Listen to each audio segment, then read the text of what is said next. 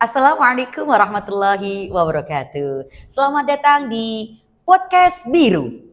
Bincang seru bersama IGTKI PGRI Kabupaten Kudus. Nah, Bapak Ibu dan semua yang hadirin di sini, izinkan kami mendatangkan narasumber yang sungguh luar biasa. Pastinya sudah tidak bingung lagi dan sudah familiar sekali ya karena followernya sudah Masya Allah. Mungkin di dunia dan akhirat ya bisa-bisa ya. Ini dia Mas Fafa. Tepuk tangan dong buat Mas Fafa. Selamat pagi Mas Fafa. Selamat pagi Bu Erni. Iya, apa kabar Mas Fafa? Alhamdulillah kabarnya luar biasa. Alhamdulillah. Semangat Hardiknasnya sudah terasa nih Bu Erni. Wow, terlihat dengan wajahnya yang sudah semeringah ya. Kayaknya Iya. sepertinya tambah ganteng dan sudah mulai mencari jodoh nih di mananya. Amin, mohon Amin. doa restunya semoga segera bertemu ya Bu Erni. Amin, amin. Silahkan mendaftar. Oke, baik Mas Wafa, ini adalah waktu yang sungguh luar biasa bisa menyempatkan waktu di Podcast Biru ini dengan tema yang sangat menarik yaitu Hardiknas untuk Guru Transformasi untuk Pendidikan yang Bermakna. Nah, Mas, kalau menurut Mas Fafa itu apa sih menurut Mas Fafa tentang makna pendidikan nasional bagi Bapak terutama untuk guru TK atau guru PAUD ini? Baik, terima kasih Bu Erni buat pertanyaannya. Jadi menurut saya apa sih makna Hardiknas itu?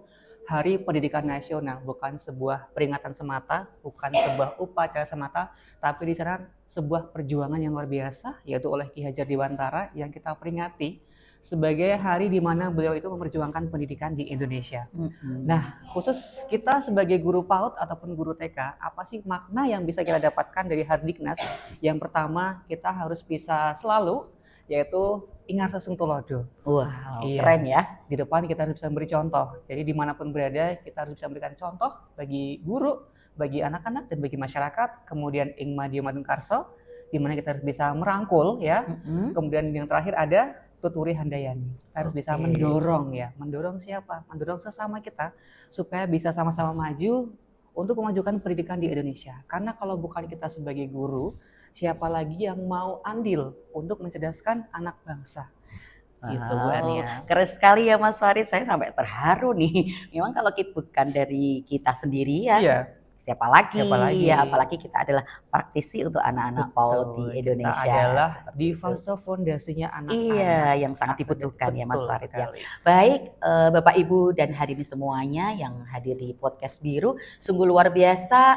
Hari ini kita juga tahu nih bahwa Mas Fafa ini kemarin dapat juara 1 nasional untuk guru transformatif, luar biasa. Pastinya Bapak dan Ibu dan semua yang hadirin penasaran nih, apa sih untuk guru transformasi dan apa sih praktik baiknya untuk bisa menjadi juara 1 nasional membawa nama baik kita nih di Kabupaten Kudus. Terima kasih Bu Erni ya. Jadi buat Bu Erni dan juga sahabat guru PAUD dimanapun berada yang sedang menonton podcast ini, di sini saya ingin sharing ya, sedikit sharing terkait praktik baik yang sudah saya implementasikan di kelas yang kemarin bisa membawa saya sampai ke tingkat nasional. Jadi sebuah hal sederhana, bukan sebuah hal yang besar, sebuah hal yang rumit, tapi sebuah hal yang berangkat dari sebuah keterbatasan dan kekurangan. Di mana di dalam proses pembelajaran kita selalu berusaha untuk menghadirkan pembelajaran yang kontekstual atau bermakna. Kemudian diikuti dengan bagaimana guru itu bisa merancang pembelajaran yang sesuai dengan tujuan pembelajaran. Nah, di situ saya mendapati sebuah kekurangan atau kelemahan. Di mana pada kelas saya itu ruang kelasnya terbatas Bu Erni. Jadi saya terinspirasi, terpikirkan apa ya media yang bisa saya gunakan kontekstual, tapi dengan ruang yang terbatas itu media bisa dibawa kemanapun nih. Nah, dari situ saya melihat anak-anak juga nih ketika saya melakukan asesmen awal Bu Erni ya. Oh ternyata anak-anak itu ada kardus besar didorong-dorong. Mereka ibaratkan sebagai gerobak.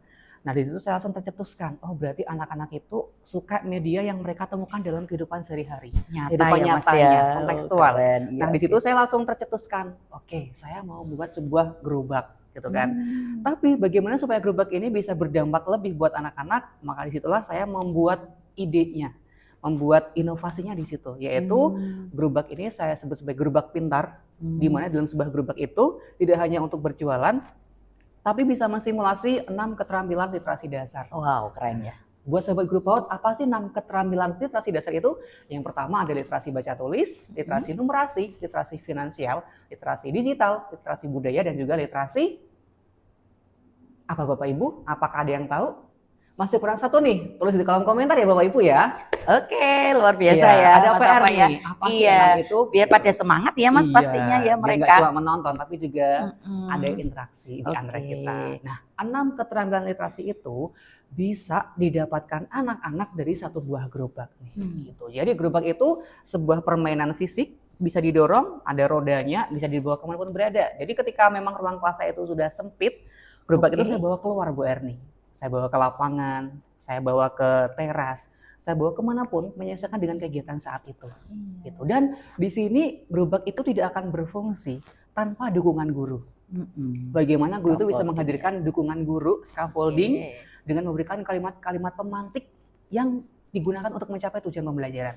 Contoh ya Bu Erni ya, tadi itu kan ada literasi budaya. Bagaimana literasi budaya bisa muncul di dalam gerobak? Maka di situ peran guru hadir. Contoh, anak-anak ketika kita sedang berbelanja, harusnya bagaimana yang kita lakukan ya? Oh iya, maka mereka akan menyebutkan harus antri, menggunakan tangan kanan, membiasakan misalkan terima kasih. Nah, itu semua tidak akan hadir tanpa guru yang bisa memberikan dukungan. Jadi di sini pesan saya adalah sebuah media, sebuah pembelajaran tidak akan berhasil tanpa adanya dukungan guru yang maksimal. Oleh karena itu di Hari Pendidikan Nasional ini, mari kita sebagai guru PAUD, guru TK ya, selalu memberikan dukungan main yang sesuai dengan perkembangan anak. Karena anak itu didukung, didorong, diberikan motivasi, diberikan stimulasi supaya bisa berkembang sesuai dengan usianya. Masya Allah, luar biasa nih Mas Wafa nih ya.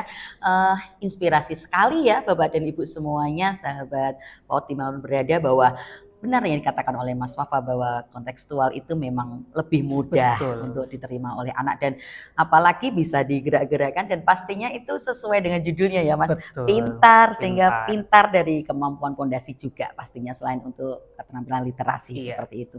Nah Mas Wafa nih, sungguh luar biasa ya, seperti yang dulu saya pribadi ketemu sama Mas Wafa itu, bahwa sungguh amazing saat ada guru TK yang laki-laki seperti itu. Nah, dan ternyata apa yang kami lihat, apa yang kami doakan terbukti saat ini. Mas Wafa keren nih untuk menjadi guru TK yang luar biasa. Kira-kira kalau Mas Wafa sendiri itu, peran guru laki-laki itu seperti apa? Dan ada nggak sih tantangannya ya? Karena memang penasaran banget nih. Jarang banget ada guru PAUD laki-laki seperti itu. Terima kasih Bu Erni ya. Ini merupakan sebuah pertanyaan yang umum ditanyakan oleh masyarakat luas. Sebagai guru laki-laki itu ada tantangan nggak sebenarnya? Atau enjoy aja gitu kan? Jadi kalau dibilang ada tantangan nggak ya? Ada, tentunya ada. Tantangan itu yang pertama datang dari diri sendiri. Saya tuh bertemu dengan guru TK atau guru PAUD laki-laki itu cukup banyak sebetulnya di Indonesia itu Bu Erni. Bahkan kami juga sudah menghimpun ada komunitas guru TK laki-laki se-Indonesia. Wow, keren. Tapi apa sih permasalahan atau tantangan mereka? Yang pertama itu dari diri sendiri. Rasa minder, rasa mungkin canggung. Kita berada di lingkup yang mana isinya adalah perempuan semua. Contoh saja ketika saya bertemu dengan guru-guru TK di Kabupaten Kudus ya, itu lebih banyak sendiri laki-lakinya. Walaupun beberapa ada, tapi paling tidak memang kita akan menjadi minoritas di situ. Nah di situ rasa ketika kita itu sudah merasa minoritas, untuk mensemangati diri sendiri itu sebagai tantangan juga gitu loh. Jadi mau nggak mau kita harus, oh iya aku di sini kan ngajar, aku di sini kan untuk anak-anak gitu ya. Di sini aku tidak melihat siapa yang aku temui, bagaimana organisasiku, tapi apa yang aku perbuat dengan anak-anak. Kalau kita udah kembali kepada anak-anak, tujuan kita mau ngajar anak-anak, maka rasa kita canggung dengan kelompok ibu-ibu tadi ya, itu juga akan mulai memudar dan akan jadi sebuah hal yang biasa, bahwa memang itu adalah lingkup pekerjaanku. Nah di samping itu juga tantangan itu datang dari luar Bu Erni. Yang pertama, mungkin kita juga sering yang namanya kayak diragukan, emang benar laki-laki bisa sabar dengan anak PAUD gitu ya, karena kebanyakan itu adalah ibu-ibu. Tahu sendiri kalau di TK itu kan ngasuh ya Bu Erni ya, yang mana umumnya komplit ya Mas, komplit gitu kan. Laki-laki emang bisa, karena dasarnya sabar itu bukan dari gendernya, tapi sabar itu datang sebagai pola asuh kita sebagai orang tua. Walaupun sekarang saya belum menikah Bu Erni, ya, belum punya pasangan, belum merasakan punya anak gitu ya, belum tahu pola asuh orang tua itu seperti apa, tapi paling tidak ketika saya jadi guru, saya belajar. Jadi mungkin ketika saya menikah, saya sudah matang Bu Erni. Wah, sudah pasti ya ini ya. Bersyukur nih kalau yang dapat Mas Fahri ternyata sudah terlatih bertahun-tahun seperti itu. Iya, intermezzo Bu Erni. Iya, ya. gak apa-apa. Iya. Wah, keren sekali ya. Tetapi itu memang suatu nurani ya. Maksudnya Iya, hati nurani. panggilan diri bahwa tidak harus kita sudah menikah, tidak harus kita sudah memiliki anak, tetapi saat kita mempunyai nurani seorang guru, pastinya jiwa itu akan datang. Apalagi kita memberikannya dengan lillah ya Mas ya. Betul. Pasti Tuhan juga akan membantu kita untuk bisa mengayomi atau mendidik, membimbing anak-anak TK seperti itu. Luar biasa Mas Fahri, terima kasih. Mungkin di akhir di podcast biru ini mungkin ada refleksi untuk di hari dinas ke depan, harapannya Mas Fafa, terkhususnya juga untuk guru-guru nih agar tambah semangat dan tambah terinspirasi meskipun tanpa jenengan menyampaikan sudah banyak yang terinspirasi dengan follower yang ada di medsos Mas Fafa. Silahkan Mas Fafa. Iya. Terima kasih buat Bu Erni untuk kesempatan terakhir ya Iya. di podcast sesi Mohon kali maaf, ini. pengennya panjang karena Iya, waktunya tapi ternyata hanya waktunya terbatas. Iya. betul. Jadi di sesi kali ini saya ingin menyampaikan sebuah refleksi sebagai guru TK dan harapan saya ke depannya yaitu yang pertama, sebagai guru TK selalu niatkan kita untuk anak-anak. Karena tujuan kita adalah membangun anak-anak, membentuk fondasi mereka supaya lebih kokoh. Yang mana itu akan selalu mereka gunakan dan terlihat ketika mereka dewasa. Jadi walaupun sekarang kita hanya mengajar sebuah hal sederhana ya, mengajarkan mereka membaca bismillah gitu ya. Tapi ternyata bismillah itu akan mereka gunakan sampai mereka dewasa nanti. Jadi buat guru PAUD selalu semangat bahwa yang kita dapatkan hari ini mungkin tidak banyak, tapi yakin hal kecil yang kita bagikan akan selalu bermanfaat di kemudian hari dan juga bisa menjadi amal jariah kita di akhirat nanti. Amin ya rabbal alamin. Itu Yang kedua, saya juga punya pesan nih Bu Erni Iya, buat oke. Bapak Ibu guru PAUD yang sedang menonton video podcast kali ini. Mungkin Bapak Ibu tahun ini, tahun 2026 akan mengikuti jejak Mas Safa juga, yaitu mengikuti apresiasi GTK tahun Semangat ya, Mas, 2026. ya. Iya. Nah, jadi silahkan Bapak Ibu ikuti program-program pemerintah, kemudian jangan lupa karya yang akan kita bagikan bukan sebuah karya baru, tapi karya apa yang sudah kita implementasikan, sudah dilaksanakan dan terbukti berdampak bagi anak. Karena disitulah nanti poin plusnya, apa yang sudah dilakukan dan apa dampaknya. Bukan karya dadakan, bukan karya baru. Itu tips sederhana dari saya yang sudah melakukan kemarin Bu Erni Dan ya. terbukti Gitu, ya Mas ya. terbukti, gitu. Masya Allah, Jadi oke. karya yang diimplementasikan akan berdampak, tetapi karya baru belum tentu itu berdampak. Itu Bu Erni dari saya. Masya Allah keren sekali, terima kasih banyak sekali yang menginspirasi, terutama dari usia juga Mas Wafa masih muda ya, tetapi semboyan kami adalah muda berkarya, senior lebih canggih pastinya.